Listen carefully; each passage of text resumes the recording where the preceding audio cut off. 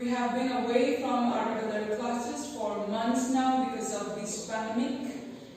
But I hope and pray that we will get to see the good days very soon and come back together. Until then, today we would like to come up with a digital class for you all to stay connected and get back to your books. For that purpose, today I have come up with our poetry chapter number 1, that is All the World's a Stage by William Shakespeare. Before we go into this poem, I would like to say that this poem, the title All the World's a Stage, is an extract from the play by William Shakespeare called As You Like It, and we will find it in Act 2, Scene 7. And this very poem, titled All the World's a Stage is a monologue by the character called Jackass. Okay, before that, let's also look into who William Shakespeare is. William Shakespeare,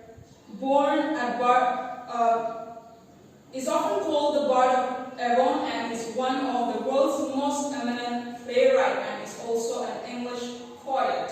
Alright, so we will straight go into our poem, and before we go into the poem, I would like to request you all to get your textbook and see the lines of the poem one after the other as I go for every one of us. We start like this. All the world's a stage, and all the men and women merely players. Here in this poem, the speaker says that the world where we live in is like a stage, like a theater. He compares this very world to a theater where men and women, as in the players, act their role. See, therefore he says that we, the men and women that lives in this world, are just merely players. Therefore he says the world's a stage, the world is a stage, and the men and women living in this world are merely players. We are also just an actors. They have their exits and their entrance, and one man in his time plays many parts, his acts being 7 ages. And he says that there is an exit and an entrance. So what is an exit? What is an entrance? So the poet or the speaker means to say that we may relate this exit to the death of human and the entrance to the birth of human. And within the stay in this world, he says that many men place many parts in our life, in their life, and he says that within that stay, men place 7 ages. And now, what are the 7 ages? Let's look into it one after the other. The first age. At first, the infant, mewling and cooking in a nurse's arms. He says the speaker says that the first stage or the first age which a man plays in his life is of an infant. As an infant, the child came to the world, enters to the world, mewling and puking into the nurse's arms, as in crying and vomiting to the nurse's arms. Maybe a nurse who helped a mother deliver her child. And then the whining schoolboy with his satchel and sighing morning face, creeping like snail, unwilling to go. The second age which a man plays in his life is of a schoolboy. In his second age, a man becomes a schoolboy. He is now a schoolboy, and he is with his school bag and his backpack, and he's not willing to go to school. He is creeping like a snail, moving so slowly because he's not wanting to go to school. The third one, and then the lover, sighing like furnace, with a woeful ballad made to his mistress's eyebrow.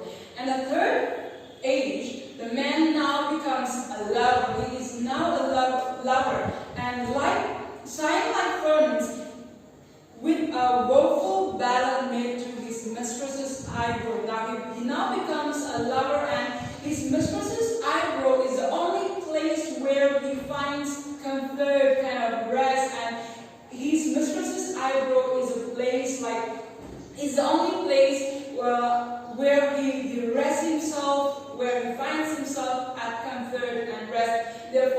composes a sorrowful and melancholic poems, a ballad for his mistresses in honor of his mistress's eyebrow. Now the fourth one. Then a soldier, full of strange odds and bears like the part, jealous in honor, sudden and quick in quarrel, seeking the bubble reputation, even in the cannon's mouth. The fourth stage is of a soldier. The fourth stage which a man plays in his life is of a soldier. Here in this fourth stage, he makes strange promises, and has also got a beard like that of the leopard, which is very much difficult to defeat or overcome. So, and then he is also very much kind of sudden and quick in quarrel for the honor, seeking honor, which is as short-lived as a bubble, and he risks his life even in a cannon's mouth, maybe to fulfill the promise he must have made to serve the man and woman living in this country. Now the fifth stage, in fair round valley with good cabin blind, with eyes severe and beard a formal cut, full of wise sows and moral instances, and so he plays his part. Now in the fifth stage, he is of a justice. He now becomes a justice, and has also got a round belly, a round stomach, with the chicken inside his stomach, and his eyes are severe and his beard is formally cut. He is a man full of wisdom, and he used those wise proverbs and more modern instances while he is conversating or while he is talking with the fellow people, and like that, he plays his part. Now, the sixth age shifts into the lean and slippered pantaloon with spectacles on nose and pouch on side, his youthful hose well saved, a world too wide for his strong shank, and his big manly voice turning again towards childish scribble, pipes and vessels in his sound. Here, in the sixth age, the condition of the man from fifth stage to sixth stage changes. There is a change from fifth stage to sixth stage. And even in the line it says the sixth age shifts. And he now becomes lean. The man now becomes lean. He now becomes an old person with impaired intellect because of aging. He is now becoming aged. And he has got a spectacle on his nose, and sometimes on the side pocket, which he has got on his shirt.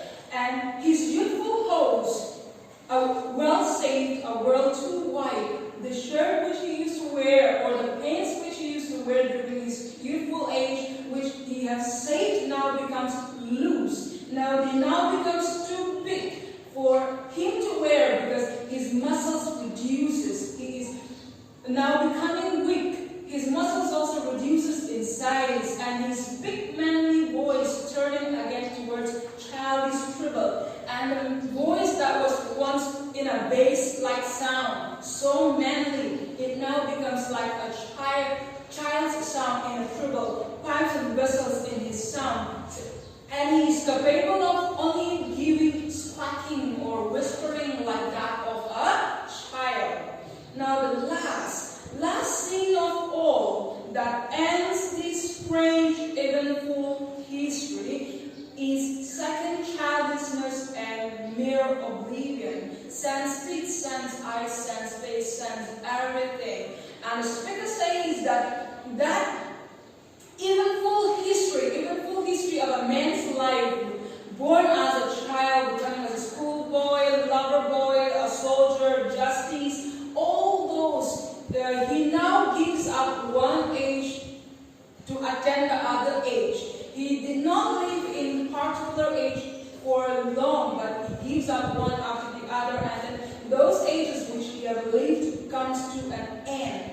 And he now once again becomes like a child. Therefore, it says his second childlessness and mere oblivion, and he is now like a child once more. He was born as a child, but now becoming old, he becomes like a child once again, and he is in a stage of forgetfulness. He is completely forgetting everything in this age, and his teeth falls.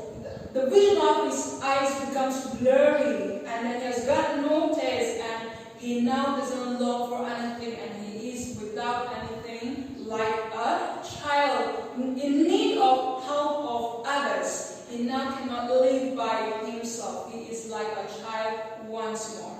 So the poem ends like this. So this is a poem extracted from the play All the World's staged by William Shakespeare. In this poem, the speaker talks about how man lives